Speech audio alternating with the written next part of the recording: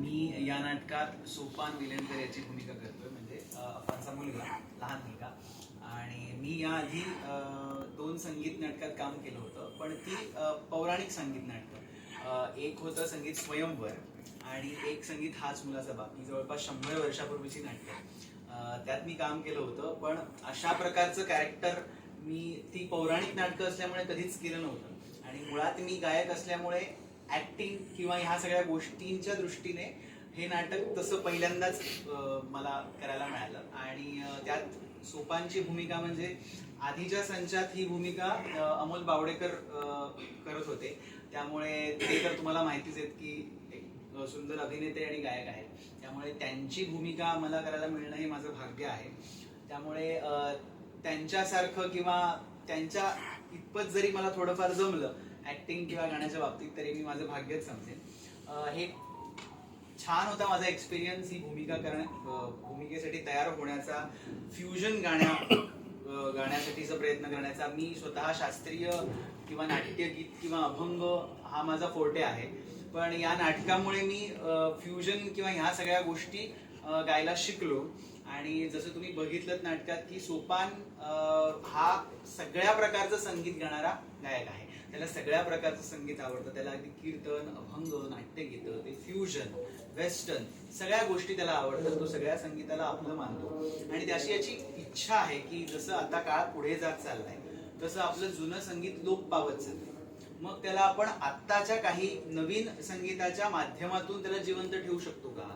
ती जी आपली जुनी कला आहे, जुनी श्रीमंत परंपरा आहे संगीताची, ती आपण ह्या नवीन मार्गांमधून जिवंत ठेवू शकतो का? तर तो वाद त्याच्या आणि त्याच्या वडिलांच्या म्हणजे अप्पांच्या मधला तो वाद आहे. तर अशी माझी भूमिका आहे. करायला मला खूप मजा येते, खूप शिकायला मिळतंय. So thank you so much. नमस्कार, मी अपर्णा अपराजे. अनेक वर्ष संगीत नाटकातून कामं केलेले आहे आणि जवळजवळ हे माझं 30वं संगीत नाटक आहे.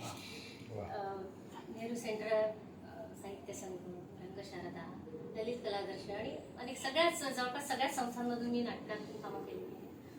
आणि मध्यंतरी 3-4 वर्ष, 5-6 वर्ष जरा सिरियलकडे वळले होते आणि त्या गॅप नंतर संगीत नाटक जेव्हा कळलं की हे नाटक होत आहे, यांचं सगळं आधी कलाकारमध्ये झालं होतं, बाकी आईसाठी शोधाशोध चालू होती. आणि आमच्या सोपानाने सुचवलं नाव की अरे अपर्णाताई आहेत मीनाताईंना, पण त्यांना अशी शंका वाटली की अरे माझ्या ॲक्च्युअल वयापेक्षा मला जास्त वयाचा रोल करायचा होता, मग ती करेल का असं त्यांना थोडंसं वाटलं. पण मग प्रमोद दादांचा फोन आला मला. इतकं सुंदर नाटक आहे, कारण की मूळ आधीचं नाटक मी बघितलेलंच होतं, त्यामुळे मला माहिती आहे की हे नाटक कसं आहे आणि त्यात जानवी पडशीकरांनी आईचं काम केलेलं होतं. म्हणजे इतकं सुंदर नाटक आहे आणि मी म्हटलं नाही मग मी करणारच. आणि त्यात तुम्हाला एक चॅलेंज आहे ना शेवटी, की तुम्हाला जास्त वयाचा रोल करायचा आहे आणि वेगवेगळ्या शेड्स आहेत त्या आईच्या कॅरेक्टरमध्ये. की जसं आहे की मुलांसाठी तिचा जीव दुखतोय, म्हणजे पतीला विरोध करू शकत नाही, पण ती त्यांना शाब्दिक टोमणे पण मारते मध्येच. कधी कधी ती बोलू पण शकत नाही. जेव्हा नवऱ्याला आपलं जीवन गौरव पुरस्कार मिळतो त्याचा तिला आनंदही आहे. म्हणजे आनंद व्यक्त करू की दुःख, अशा दोन्हीच्या कात्रीत ती सापडलेली अशी आई आहे. आणि ते कॅरेक्टर उभं करायला मला खरंच खूप आनंद होतो. आणि सगळ्या सुंदर टीम सोबत इतक्या सगळ्यांचं ट्युनिंग जमलेलं आहे एकमेकांशी की आम्ही अक्षरशः त्या भूमिका सगळ्या खरेच आहोत असं आम्ही सादर करत होते. त्यामुळे खूप मजा येते आणि खरंच खूप आनंद होतो. म्हणजे हे काम मला करायला मिळालं याचं मला भाग्य आहे माझं. नमस्कार, मी श्रद्धा वैद्य. मी नाटकात जेनीची भूमिका साकारत आहे. सर्वात पहिले जेनी म्हटलं की काय, तर ती अमेरिकेहून आलेली मुलगी आहे, त्यामुळे त्यात बरेच ॲस्पेक्ट्स आले. म्हणजे त्यात तिची बोलण्याची भाषा आली. मग असा प्रश्न समोर येतो की हिला मराठी येत असेल का, ही कुठल्या घरातून आली आहे, काय आहे काय नाही, असे बरेच प्रश्न पडतात. तर सर्वात पहिली गोष्ट जी मला खूप म्हणजे मजेची पण होती, पण त्याच्यात टेन्शनही होतं, ते म्हणजे ॲक्सेंट. तो ॲक्सेंट बरोबर घेणं, ती कसं तोडकं मोडकं मराठी बोलेल हे तिच्या विचारातून आपण समोर मांडणं ही खूप मोठी गोष्ट होती. आणि आधीच्या संचात स्वरांगीताई, त्याच्यानंतर रश्मीताई यांनी ही भूमिका साकारलेली आहे. त्यामुळे I am stepping into big shoes. ही एक जबाबदारी असते आणि ती नीटपणे आपण पार पाडणं ही खूप मोठी गोष्ट असते. सो त्याचं एक येस आपल्याला करायचं आहे अशी एक गोष्ट होती. आणि अपर्णा ताई काय, प्रमोद काका काय, गौतम काका काय, ह्यांनी मला त्यात खूप हेल्प केली. इवन ओंकार आणि गौरी, म्हणजे अगदी घरातले कसे असतात तसंच यांनी मला मदत केली. आणि त्याच्यानंतर शास्त्रीय संगीत आणि वेस्टर्न म्युझिक ह्याचा जो मिलाप आहे तो अतिशय सुंदर आहे. कारण मला स्वतःलाही दोन्हीची फार आवड आहे. त्यामुळे मला खूप मजा आली ते म्हणजे वेस्टर्न म्युझिक गाताना आणि शास्त्रीय संगीत गाताना. मी स्वतः शास्त्रीय संगीत आता शिकतेय, त्याच्यामुळे ओव्हरऑलच. आणि हे माझं पहिलं संगीत नाटक आहे, त्यामुळे माझ्यासाठी this is like a golden experience. त्यामुळे I am really enjoying it आणि मला खूप आनंद होतोय. थँक्यू. नमस्कार, मी गौरी सुखटणकर. या नाटकामध्ये मी मुक्ताची भूमिका साकारते.